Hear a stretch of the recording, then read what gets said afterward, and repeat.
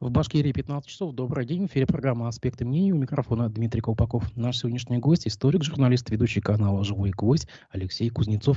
Добрый день, Алексей Валерьевич. Здравствуйте, Дмитрий. Здравствуйте все. Пишите комментарии в чате трансляции, ставьте лайки. Расшифровки нашей беседы позже будут доступны на сайте «Аспекты медиа», телеграм-канале «Аспекты». Алексей Валерьевич, не могу не начать, не затронуть тему учебника истории Мединского и Таркунова, который недавно буквально нашумел хорошо так, в Кавказском регионе. Это его национальный компонент, вот этот чечено-ингушский, так сказать, кейс. Могут ли вот себе такие другие республики национальные, допустим, подобное сейчас позволить, чтобы потребовать изъять целый фрагмент текста? И были ли такие подобные кейсы уже в советской истории или постсоветской истории, когда можно было прямо целый кусок изъять текста из учебника? И технически как это возможно? Не знаю, страницу выдрать, приклеить новую. Как это делается?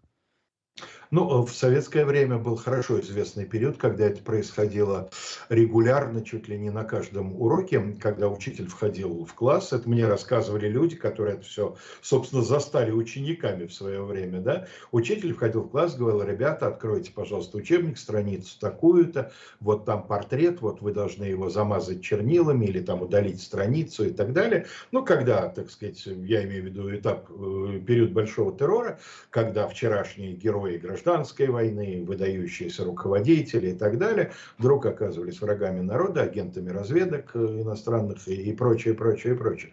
Вот, в поздний советский период, вот когда я учился в школе, то есть с середины 70-х по середину 80-х, этого ничего похожего, конечно, не было. Учебники были очень тщательно, что называется, вылизаны. Да, они проходили, во-первых, их долго писали, во-вторых, они проходили длительную апробацию, их под лупой рассматривали несколько научно-исследовательских институтов, ведомственных и так далее, и так далее. Учебник Мединского сляпан стремительно, сделан он с таким, я бы сказал, совершенно определенным посылом, и понятно, что это никакой не учебник истории, это вполне себе такая пропагандистская книга, поэтому ничего удивительного. А что касается вашего вопроса про другие регионы, ну, я так понимаю, что у них просто нет необходимого ресурса. Предъявить-то им есть что, да, далеко не только чеченцев и ингушей коснулись депортации времен Великой Отечественной, и, так сказать, калмыкам, наверное, есть что вспомнить, и крымским татарам, и немцам Поволжья и так далее, но тут же нужно, чтобы тебя услышали. Понимаете, собственно, возмутился единственный регион, единственное руководство региона, которому не могут просто сказать: так, граждане, вы что, лодку тут раскачиваете, вы что хотите сказать, что федеральный учебник что-то там не то себе позволяет. Ну а вот с тем регионом, который предъявил претензии, так разговаривать, видимо, нельзя, поэтому пришлось включать задний ход. А вот интересно, когда медицинский готовил хотя бы наброски или технический экземпляр, это вообще кто-то смотрел из научного сообщества? Ну, может быть, хотя бы просто на этику? Вы знаете, по закону обязательно, если мне не изменяет память, обязательны две экспертизы. Любого учебника, это касается не только учебника истории, обязательно экспертиза Российской академии образования и обязательно экспертиза профильного института. Ну, в данном случае это Институт российской истории Академии наук. Значит, я не думаю, что эти учебники, эти экспертизы не прошли. Просто я думаю, что текст подавался так, что граждане-эксперты, вы, конечно, можете его прочитать и там написать свои замечания, но имейте в виду, что все согласовано и уже принято. Это мои домыслы, я не знаю, я при этом не находился. Просто при том, что я там читаю, мне трудно себе представить, что, ну, про Академию образования ничего не скажу. Там сидят профессиональные образованцы. А вот что касается Института российской истории, у них, конечно, не сомневаюсь, что возникли вопросы, комментарии, замечания. Но, видимо, они не были учтены. Скажите, а вас лично что вот в этом учебнике настораживает или даже напрягает? Хотя бы, ну, 2-3 примера таких самых одиозных. Ну вот смотрите, давайте оттолкнемся от вот этого самого нашумевшего кейса. В чем, собственно говоря, проблема? Проблема в том, что вроде бы излагаются факты.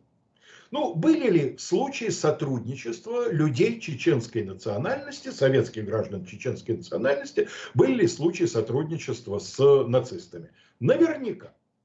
Дело в том, что я не думаю, что можно найти маломальски значительную по количеству национальность, отдельные представители которой не заморали бы себя сотрудничеством с нацистами. Да? При том, какое количество советских граждан оказалось в оккупации, при том, какие масштабы, мы их, в общем, до сих пор не очень хорошо себе представляем, какие масштабы имел во время Великой Отечественной коллаборационизм, понятно, что представители всех народов, за исключением, может быть, таких вот, находящихся на грани исчезновения, вот, и проживающих где-нибудь далеко от районов, где шла война, они, значит, когда следующей фразой говорится, что на основании имевших место фактов, значит, подвергся репрессиям народ, у ученика, не будем забывать, что адресат этого всего 16-летний подросток, да, у ученика не может не возникнуть ощущение, что и правильно наказали. Раз сотрудничали, значит, видимо, массово сотрудничали, поэтому их и выселили. Хотя это формально не сказано. Да, вот в учебнике нет такой фразы. Но между строк читать. Да, это... И весь учебник построен на том, чтобы между строк прочитали таким же образом. Приведу вам другой пример. Когда речь идет о деле, так называемом деле ЯК, Еврейского антифашистского комитета, конец 40-х годов, да, тоже один абзац. И там написано, что были репрессированы отдельные члены Еврейского антифашистского комитета, которые установили контакты с представителями международных сионистских организаций. Вранье? Нет, не вранье. Устанавливали контакты с представителями международных сионистских организаций. Устанавливали. Михоэлс для этого ездил в Соединенные Штаты и встречался много с кем, в том числе, разумеется, и с руководством, значит, различных еврейских, в том числе и сионистских организаций.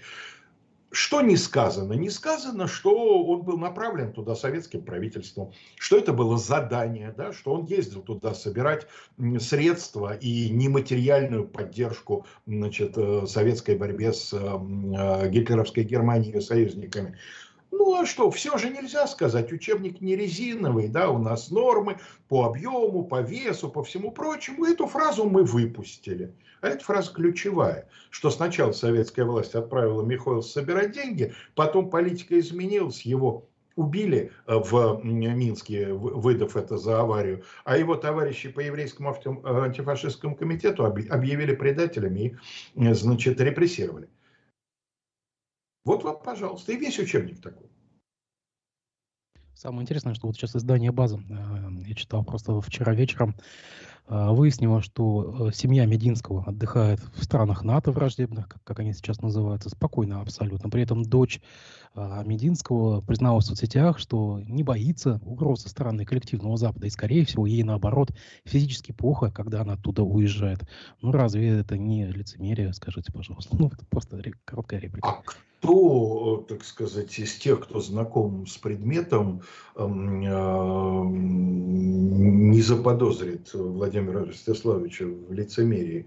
Я учился с ним в одно время в одном институте. Институт был маленький, я его прекрасно помню. И помню я его, хотя мы были на разных факультетах, он журналист, я юрист, но тем не менее помню я его, потому что в конце 80-х, чтобы стать, приложив большие усилия, членом комитета комсомола института, надо было обладать определенными, скажем так, качествами. Да, вот эти качества развились, естественно, они востребованы.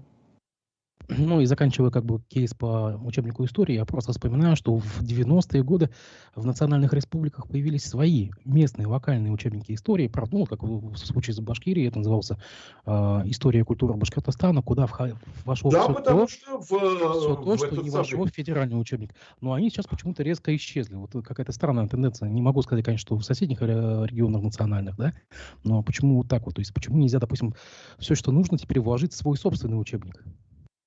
Дело в том, что то, о чем вы вспоминаете, это было то замечательное время, когда учебный план действительно содержал элементы, которые были отданы на усмотрение регионам и даже отдельным учебным заведениям. Да?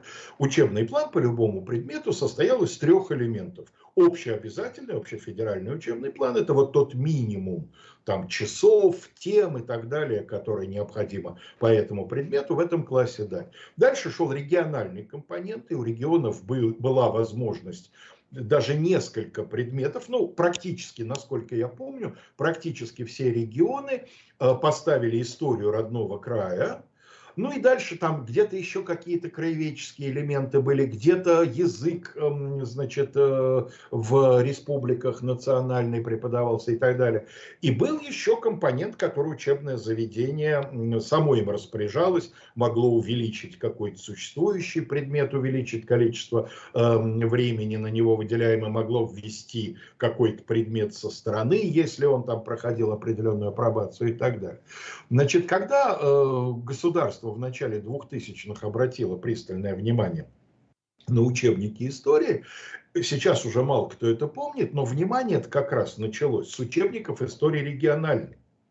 Потому что на стол известно кому положили учебник истории одного из регионов европейской части страны, и выяснилось, что там оценка ордынского периода, который раньше традиционно называли татаро-монгольским игом, да, или нашествием, а эта оценка несколько отличается. Ничего удивительного, потому что регион был Татарстан. Да?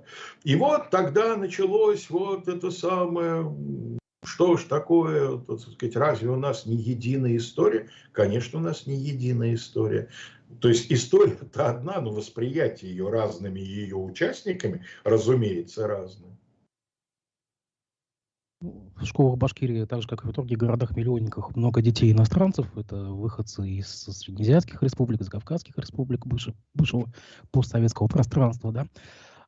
Я просто знаю, поскольку у меня сын ходит в такую школу, ими вообще не воспринимается эта история, несут ее по кочкам, и, в принципе, как-то и школа, по всей видимости, не ставит никаких задач, как охватить вот школьной пропагандой русифицируемых детей, да, русифицируемых иностранцев.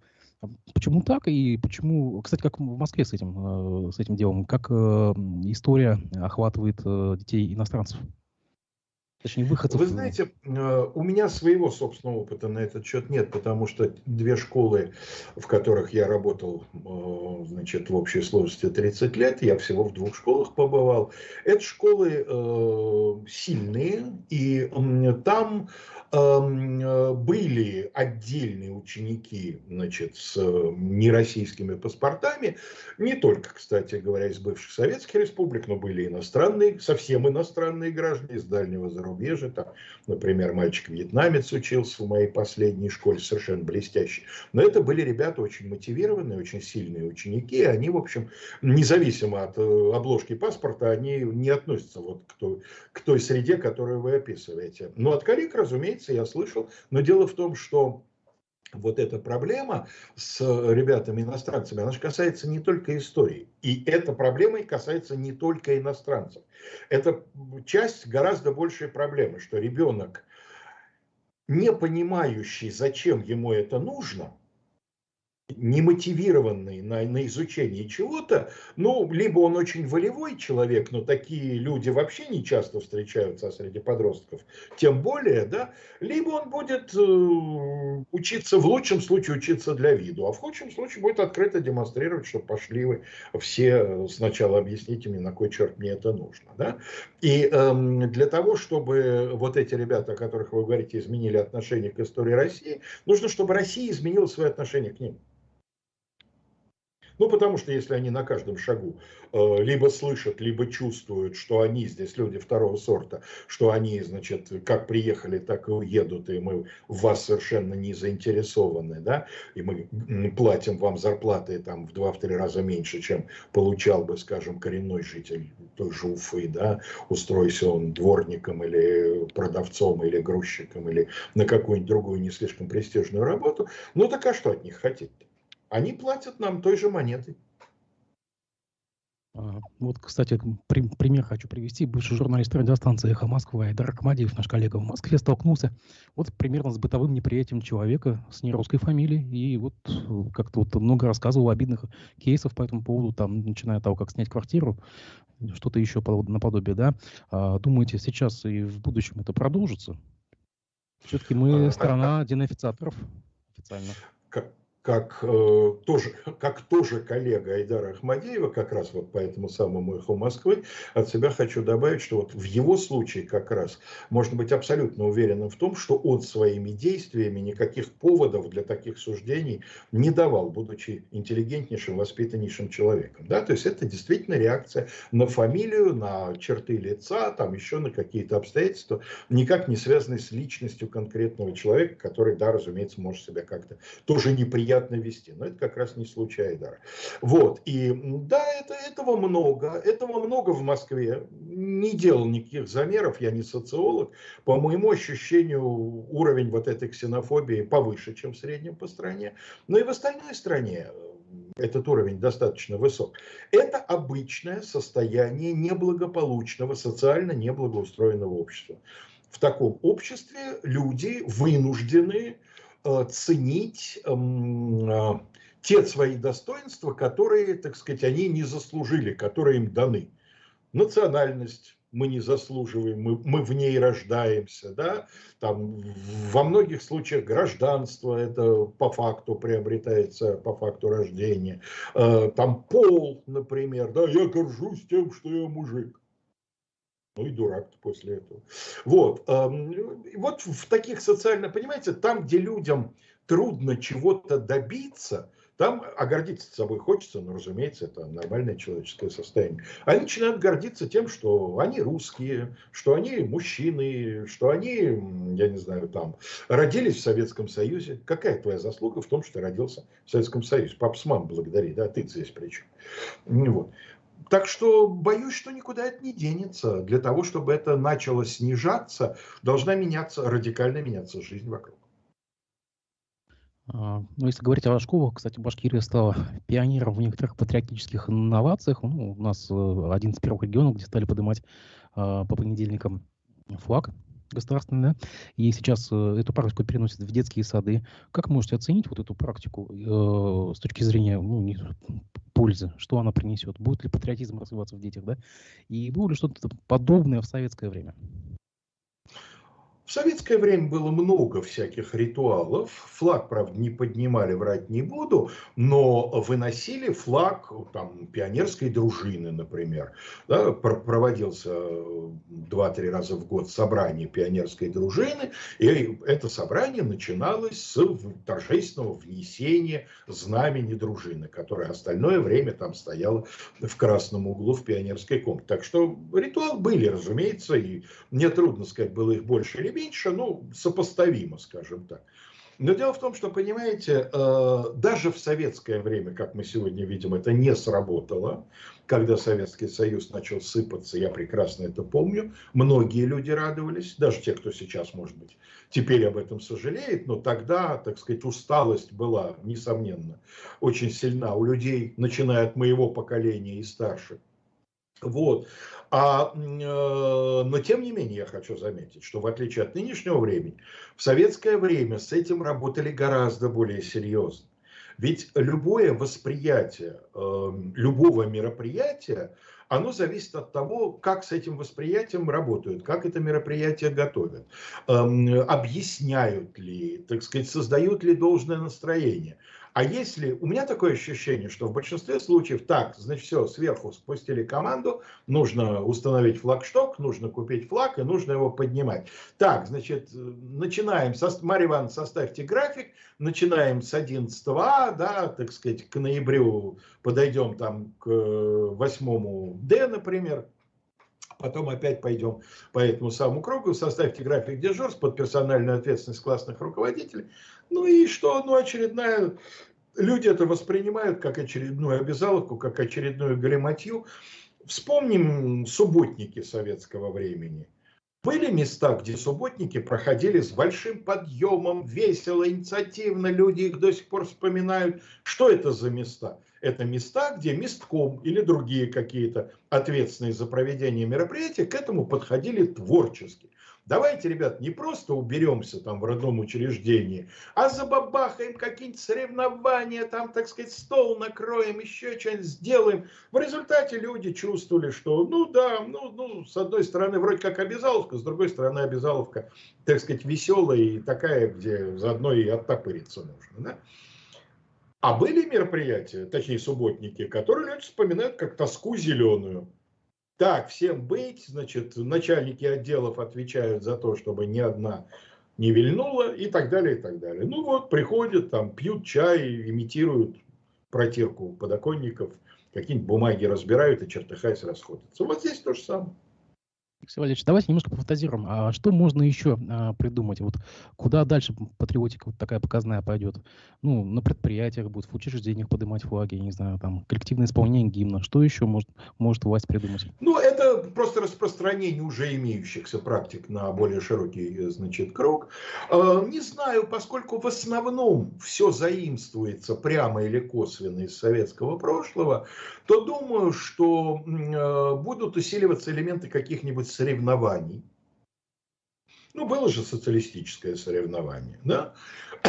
Вот что-нибудь такое, такой некий соревновательный элемент. А мы вот патриоты, а мы вот еще большие патриоты. Ну, что-нибудь вот в этой области, может быть, придумается. Но ведь на самом деле мы все прекрасно понимаем, кто хоть мал-мальски за всем этим следит, что вот эти все бесконечные попытки создать, возродить детскую организацию общероссийскую по образцу комсомола или пионерии, там другие шаги в этом направлении, за этим всем стоит, как правило, распределение бюджета.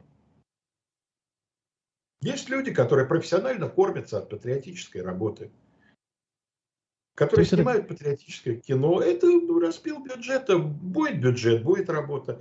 Другое дело, что плоды этой работы, как я уже описал, как мне кажется, не выдающиеся, а не будет бюджета. Ну, будет это все на уровне, так сказать, военно-полевой кухни с гречневой кашей. Все. тут на днях прошла новость, что готовится в России аналог китайской системы социального рейтингования, где, кстати, патриотизм один из пунктов. А оцените как бы перспективы этой затеи? Вы знаете, я не очень знаком с китайским опытом, но я немножко себе представляю китайское общество. Вот они, не знаю по каким причинам, я просто это воспринимаю как данность, они гораздо более организованно исполнительные. У нас, я думаю, это превратится в очередной большой симулятор, очередное большое такое вот призрачное облако.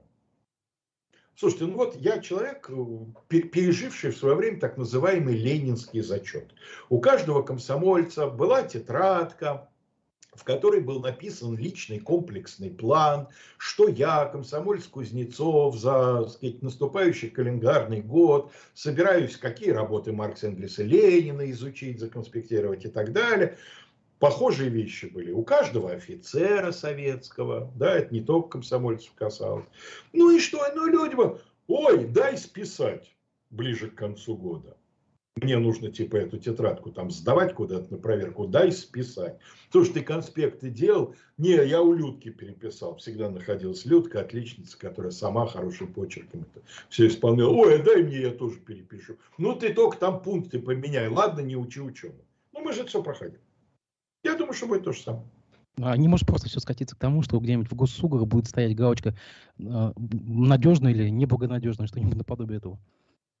Слушайте, ну вообще нашивание звезд на одежду – это развлечение любого авторитарного, тем более тоталитарного режима. Другое дело, что эти звезды могут буквально нашиваться, да, как в гитлеровской Германии, а могут существовать в каком-то другом виде, в виде там пометок в личном деле, например, или вот как с московскими учителями, например, там черная база. Вот если там увольняют учителя по определенным компрометирующим его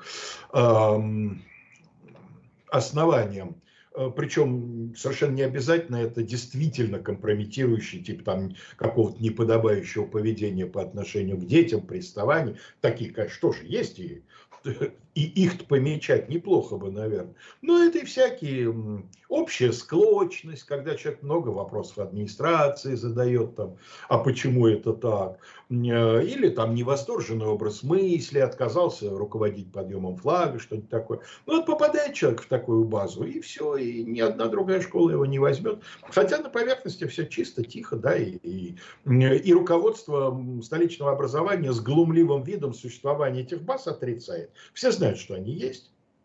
Любой директор имеет доступ к этой базе, но официально их нет.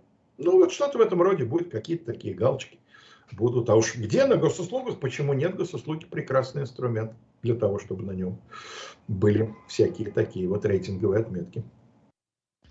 Вы в институте изучали несколько иностранных языков. Я знаю, что вы, по-моему, даже переводчик-синхронист, насколько я помню, да? Нет, я в одном интервью недавно сказал, что к моменту окончания института я очень хорошо знал язык и мог синхронить. У меня нет, конечно, удостоверения переводчика-синхрониста, но я мог какое-то время на понятную, известную мне тему осуществлять синхронный перевод. Это я просто употребил как показатель того, что я считаю, что я действительно его хорошо тогда знал. Ну так вот, у нас в институтах сейчас активно внедряются языки дружественных стран. Это китайский язык, там какие-то африканские, может быть, языки. И наоборот, пока что только предлагается вытеснить английский, там, допустим, как язык недружественных стран. У нас даже был на эфире один из сотрудников нефтяного университета, который прямо так и сказал: а зачем нам нужен английский? В школе его неплохо было отменить вообще, дети его все равно не понимают и не учат. И 99% выпускников школ английский не нужен. Так же, как и не нужен он, собственно говоря, в системе высшего образования. Надо, вот идите изучайте его факультативно, там, за деньги, в секциях, в частных школах, пожалуйста. Как вы оцениваете такую перспективу? Пойдет, не пойдет? Я оцениваю такую перспективу, как, ну, давайте ее разделим на несколько составляющих. Могут ли отменить преподавание английского языка в школах и вузах? Конечно, могут. А что, собственно, что у нас не могут сделать?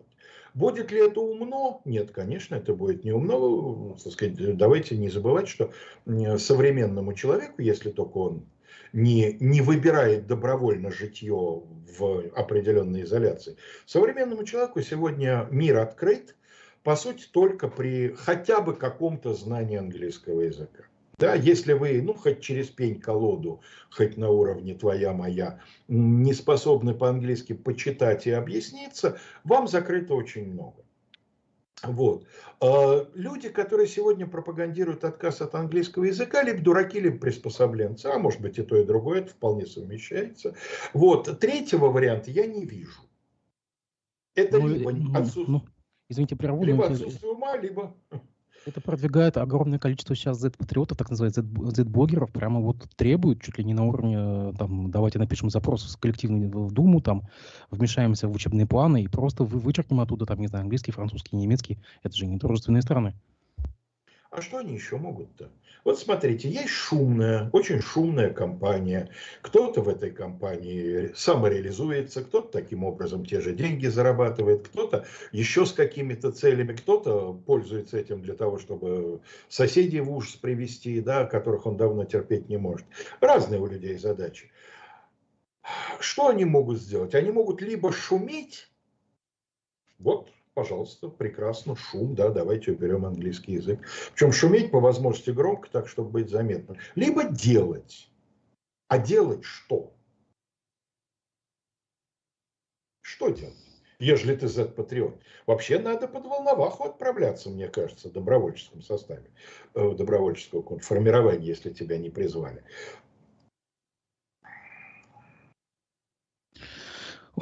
Хорошо, пойдем дальше. На недавно день рождения Владимира Путина спортивной школы Уфы был спущен циркуляр вывести детей на соревнования и потом публиковать в социальных сетях фотографии с хэштегом там что-то «Мой президент», там что-то «Владимир Путин», ну, подобие такого, да. Посмотрели, да, действительно, многие вывели, но как-то фотоотчетности, вот этой хэштег отчетности, ее не было.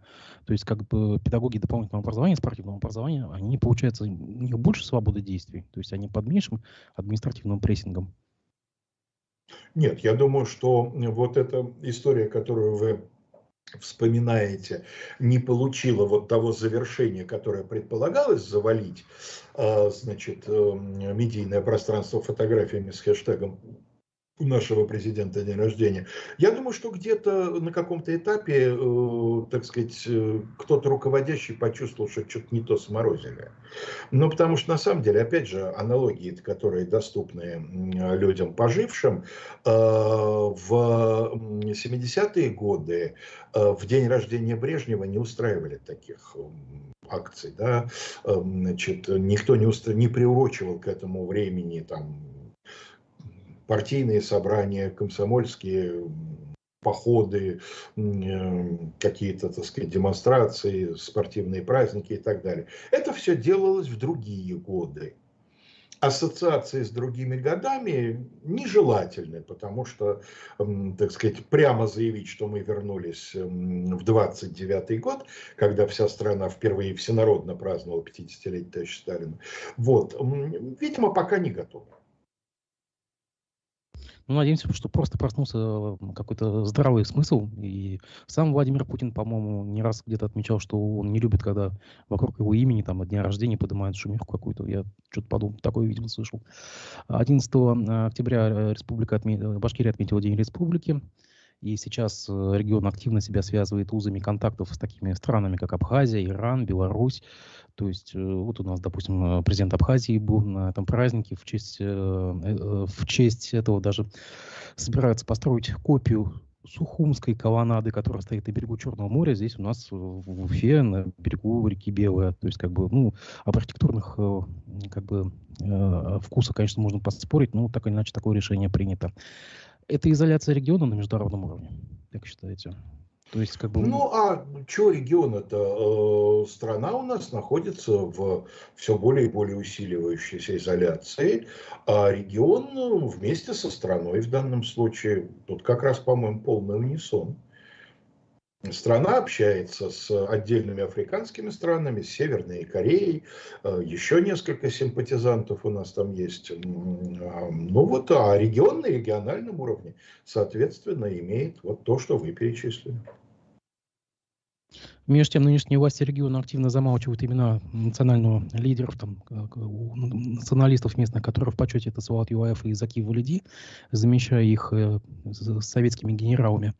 И у националистической интеллигенции есть опасения замены этих персонажей на вполне как бы одобряемые нынешней властью, нынешней пропагандой. Это такая тенденция по всей стране, где-то подобное вы уже могли увидеть и слышать.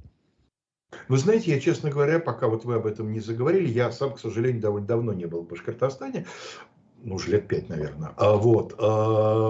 Поэтому я об этом, честно говоря, не знал. Более того, напротив, я где-то примерно полгода назад, там, по своим всяким занятиям, мне надо было посмотреть библиографию научных работ, посвященных Пугачевской крестьянской войне, ну или восстанию, там спор есть в науке.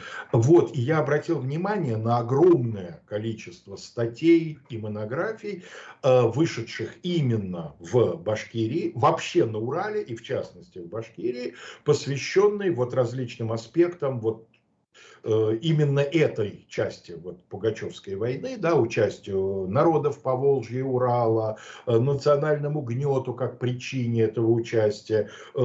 Специально не фокусировался, но неоднократно встречал упоминаний Салават Юлаева, и отца его, и других, значит, вождей башкир в этом восстании. Поэтому нет, как раз у меня до недавнего времени была иллюзия, что в этом смысле все благополучно, все развивается, так сказать, и история народов изучается и пропагандируется.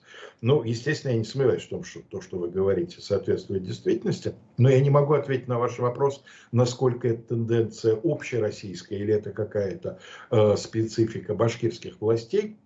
Другое дело, что я вижу очень нервную реакцию на какие-то совершенно безобидные, на мой взгляд, вещи.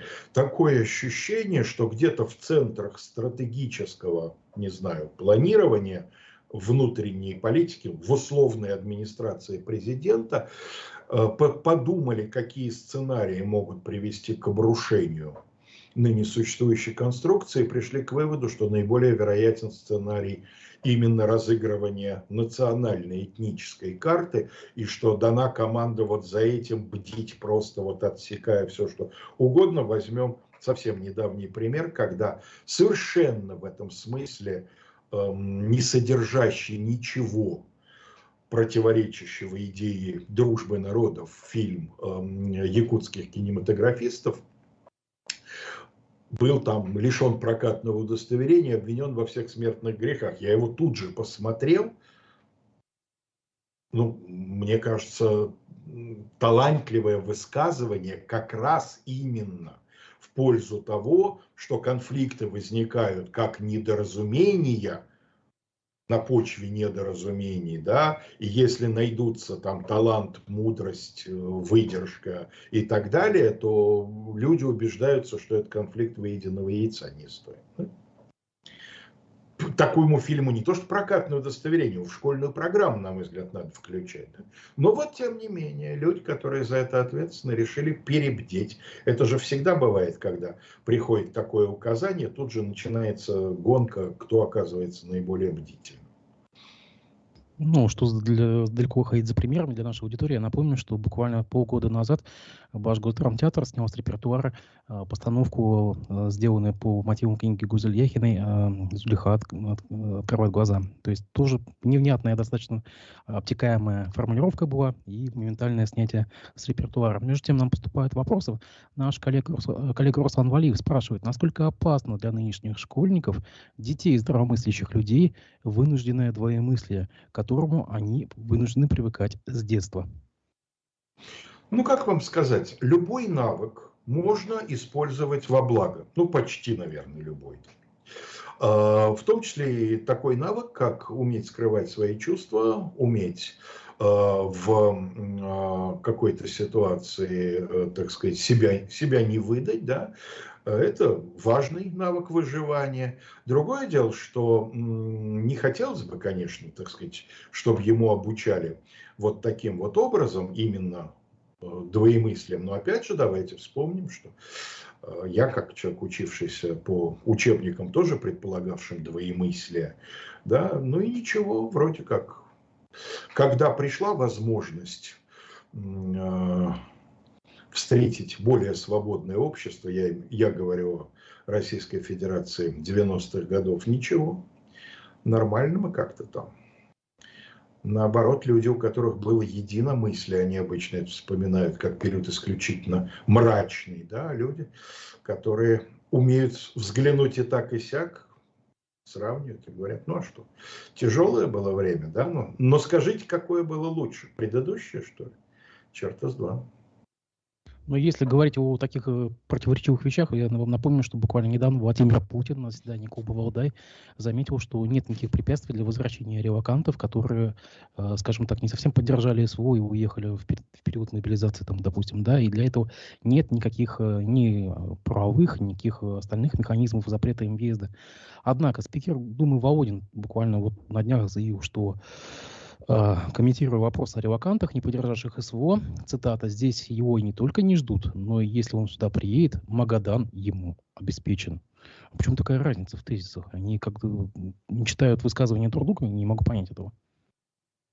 Я не могу себе поверить, чтобы Володин просто не ознакомился с выступлением Путина и от этого, значит, ляпнул что-то вразрез. Я думаю, что есть люди, чья функция быть пугалом. Володин, безусловно, достаточно давно выполняет эту функцию. Есть люди, чья функция, наоборот, создавать такое относительно умиротворенное, так сказать, состояние у людей, думающих. Дмитрий Песков, например, на мой взгляд, выполняет эту функцию тоже уже не первый год. И вот такой вот оркестр. Естественно, в нем будут звучать разные инструменты, звучать по-разному. Я думаю, что это такое вот создание некой ширмы. Все равно решение будет приниматься. Тут за этим нет принципа. Решат, что выгодно сделать вид, что ничего не произошло и что люди возвращаются, ну и слава богу, ну и ладно, ну и возвращаются. А если понадобится устроить охоту на ведьм, то, конечно, вот они уже готовые жертвы. Вот, решение будет приниматься по ситуации, поэтому я не стал бы воспринимать ни слова Путина как гарантию того, что возвращайтесь, ничего не будет, ни слова Володина, с другой стороны, как обязательство государства всех, кто вернется из недовольных, тут же отправить на Магадан, тем более, что губернатор Магаданской области уже воспылал, так сказать, гневом, что это такое, Магадан ничуть не хуже остальных регионов, что это вы нами пугаете, не нужны нам здесь эти предатели. Замечательно. Ну, а между тем у нас есть такие персонажи, как Мизулина, которые пишут доносы на любых вернувшихся Вы более-менее имеете в виду известных... младшую Мизулину? Младшую, да, естественно, да. Вот мы знаем, ну, там, кейс там, с некоторыми артистами, которые после ее доносов в ВСК немедленно покупают билеты на первый же самолет там куда-нибудь в Дубай. Ну вот, пожалуйста, это прямо не то, что слова, это активные действия и призывы даже наказывать и А сажать. что вас удивляет? Можно подумать, что это первый раз в истории нашего государства, хотя бы за последние 100 лет. Ну, не беспокоится человек о своем будущем, видимо, уверенно в нем.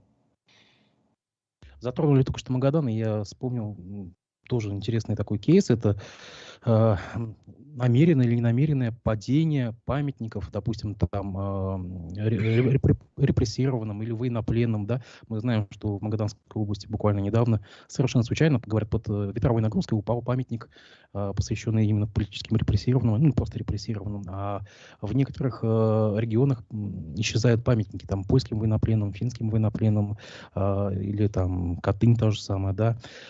Зато на прошлой неделе в России появился 111-й памятник Сталину. Тоже тенденция.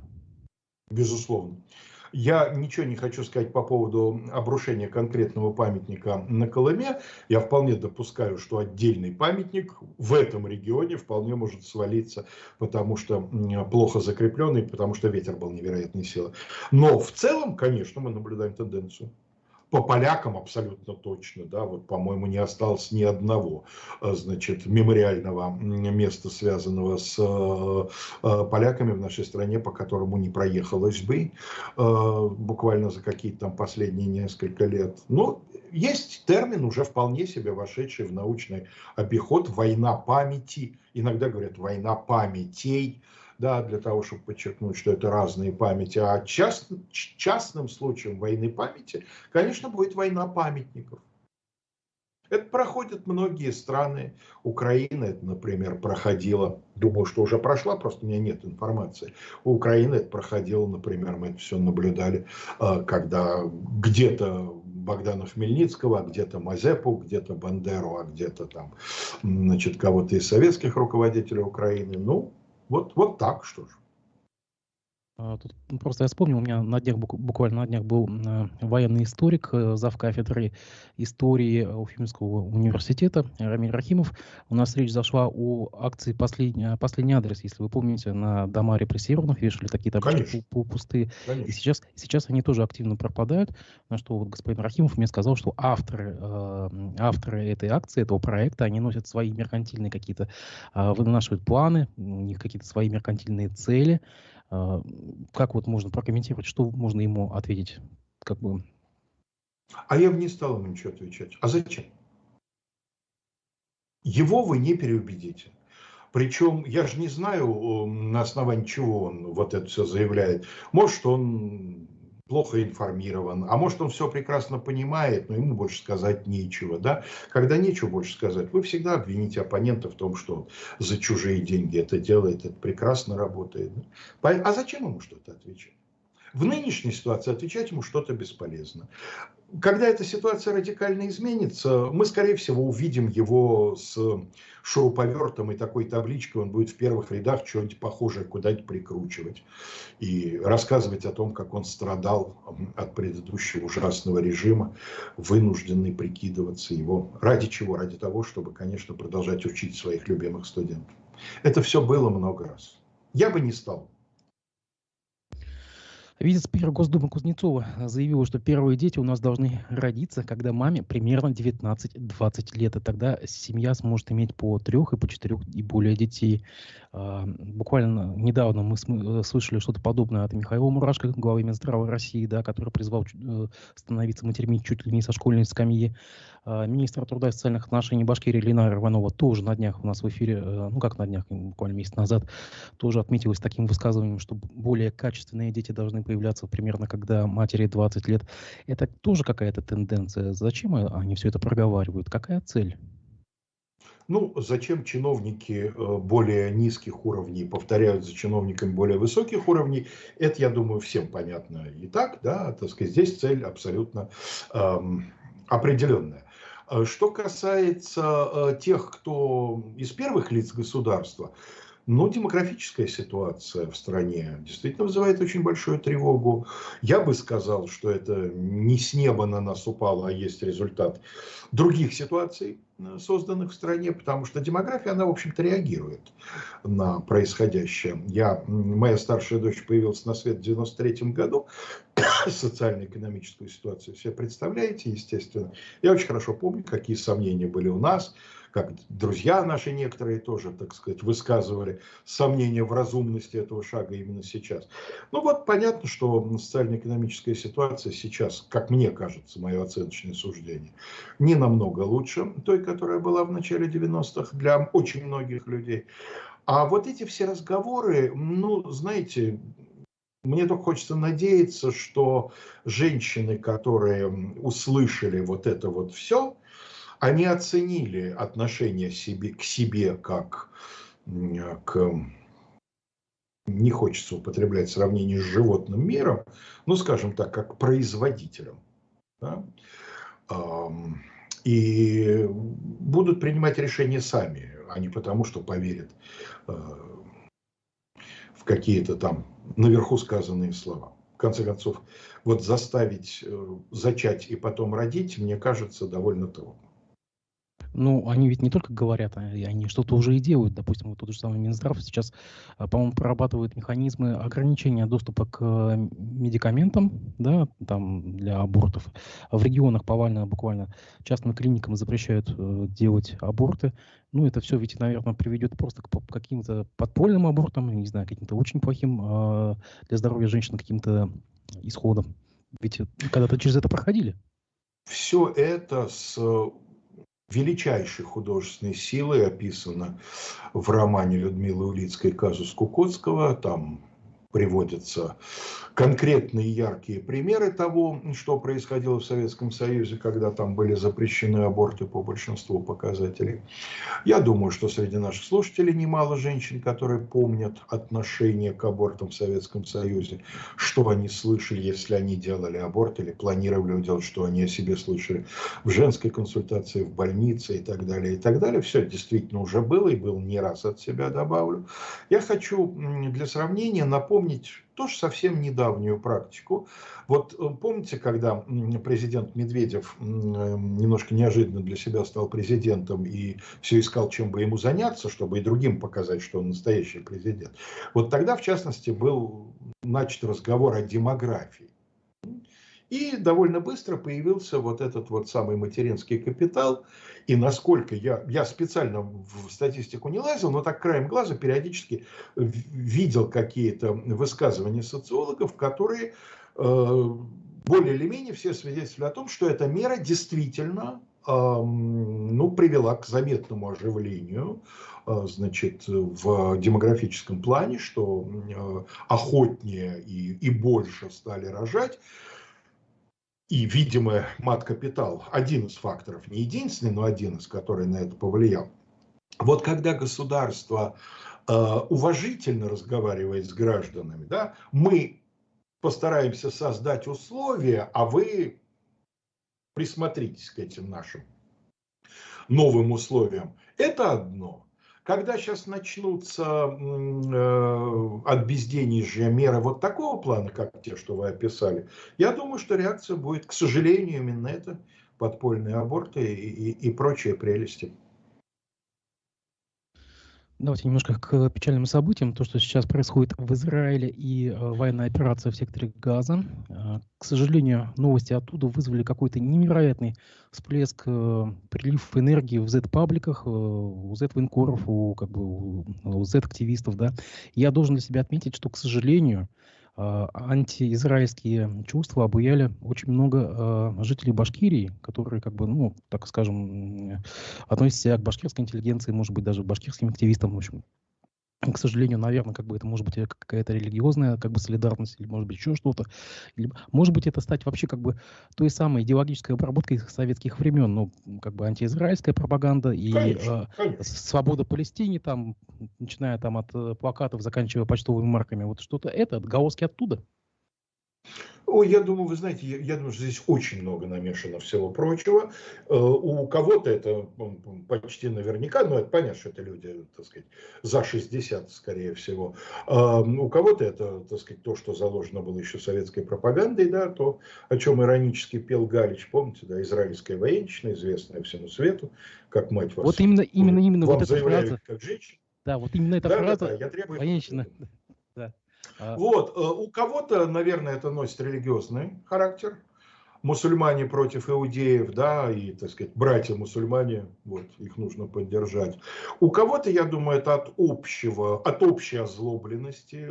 Я, опять же, не как социолог, как человек просто живущий в это время, в этом месте, я наблюдаю высокий градус общей озлобленности, которая прорывается в самых разных, в том числе и совершенно далеких от политики сферах. Вот такой вот градус готовности вцепиться, да, накал.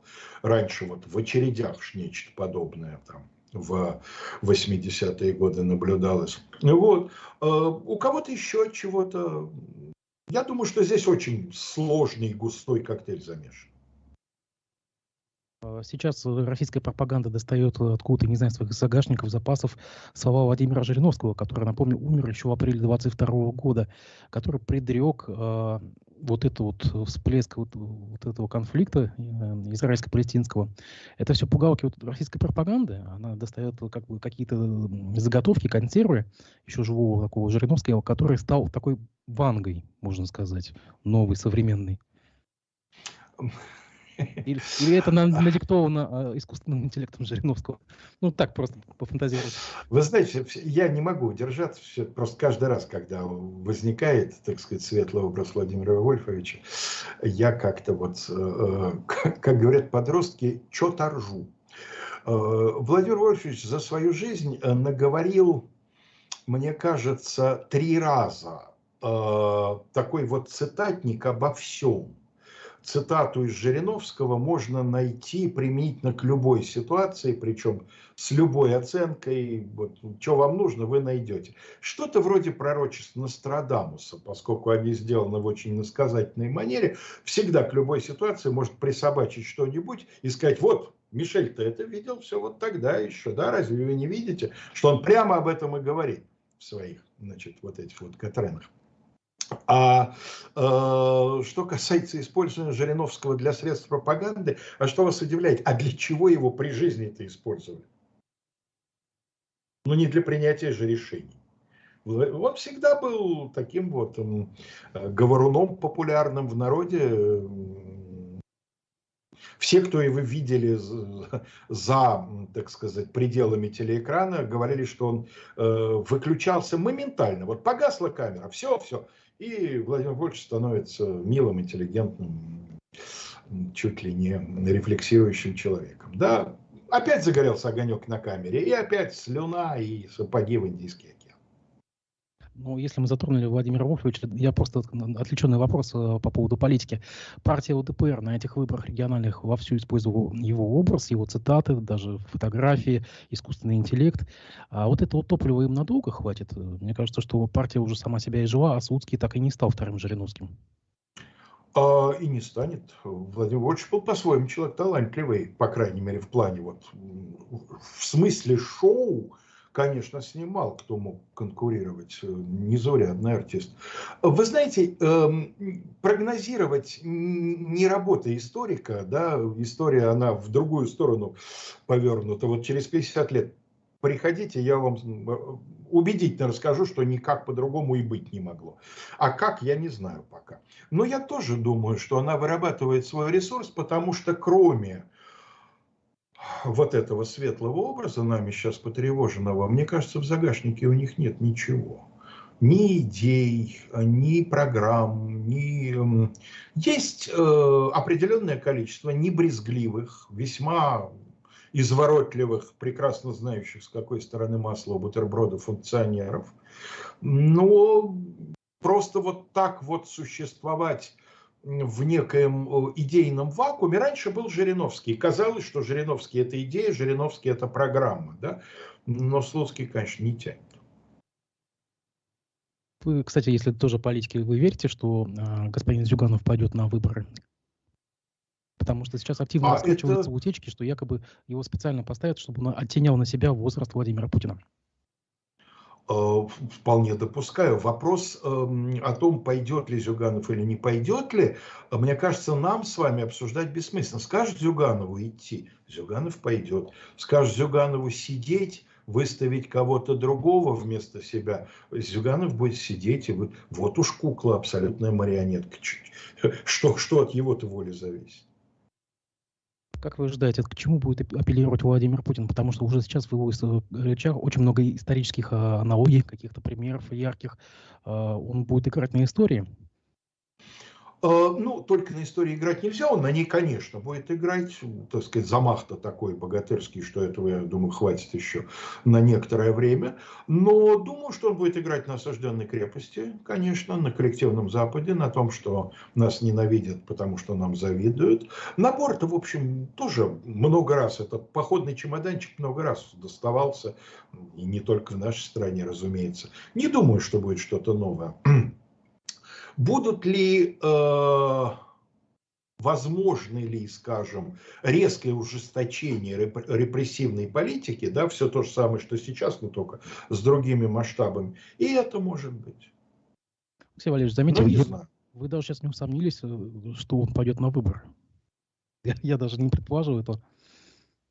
В смысле, пойдет ли Путин на выборы? Да. Да, я не усомнился почему-то, мне в голову не пришло усомниться.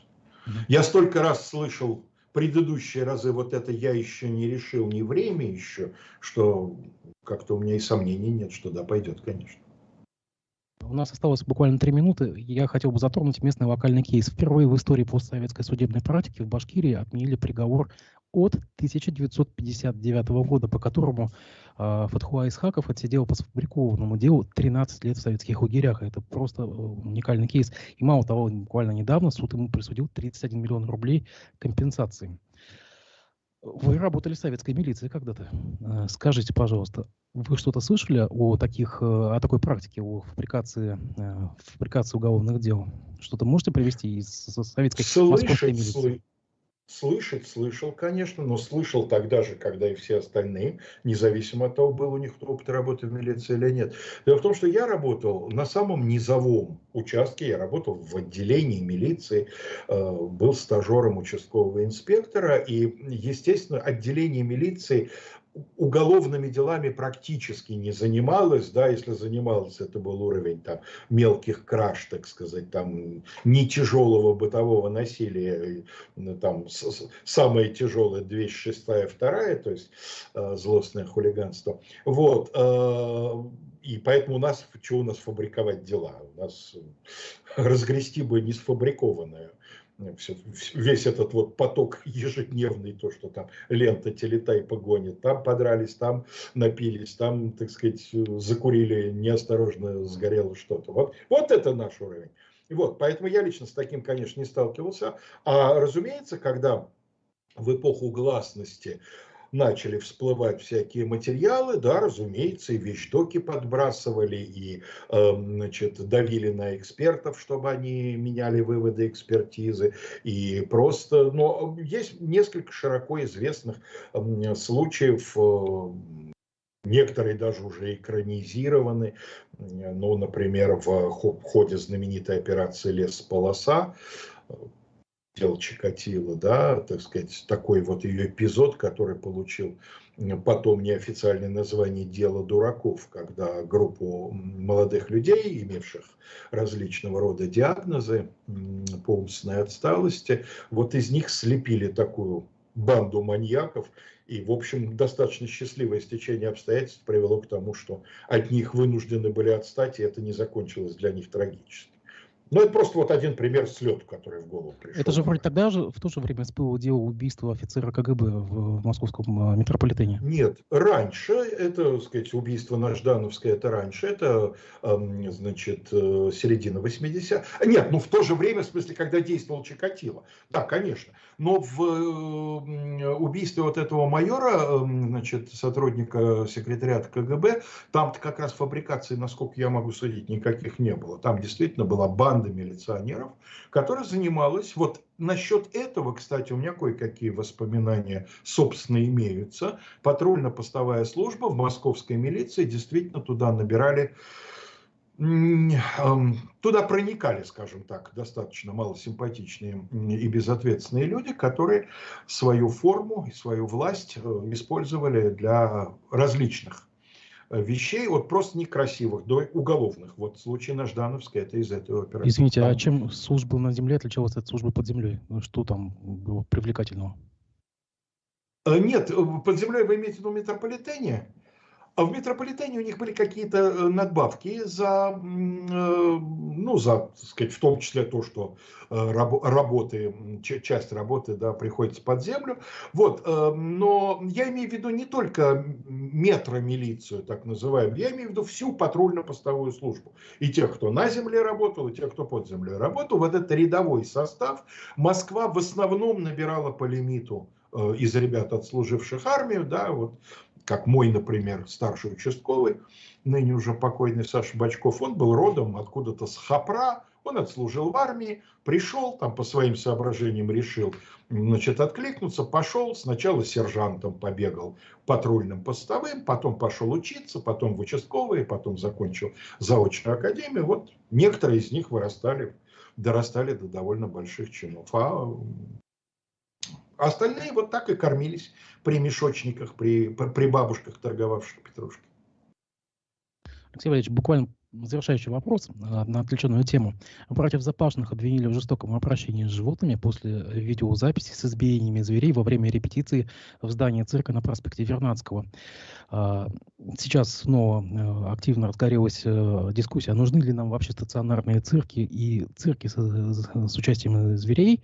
У нас в Уфе уже около 6 лет стоит закрытый стационарный цирк, просто потому что начал разваливаться, и денег на его ремонт нет. На ваш взгляд, может быть, все, как бы эпоха советского цирка, она закончилась? И дальше, знаете, как Дюсалей, вот и все такое. Ваш вопрос не очень по адресу, потому что я с детства вот не люблю цирк. Одна из причин, мне действительно жалко цирковых животных, но это не единственная причина. Цирк мне не близок. Я понимаю, о чем вы говорите. Я видел представление цирка Дюсалей, я понимаю разницу. Да, лично я, если вы спрашиваете мое личное мнение, лично я отказался бы. По крайней мере, вот от этой зверско-дрессировочной части советского цирка и перешел бы к чему-то, что делают только люди. Да? Людей должны развлекать люди. Вот. Но я пошел бы и дальше, я вообще бы несколько пересмотрел отношение к животным. Но не откажемся мы ни от служебных собак, ни от караульных собак, ни от использования лошадей в различных хозяйственных целях, пока тоже не откажемся. Ну что делать, такие вот уж мы. Назначили себя царями природы и пользуемся этим. Замечательно. Я благодарю вас. Я напомню, что у нас сегодня в эфире был историк, журналист, ведущий канала «Живой гость» Алексей Кузнецов. Спасибо большое, что вы нашли время выйти в эфир. Всем всего доброго. Всем хороших доброго. выходных. До свидания. Спасибо.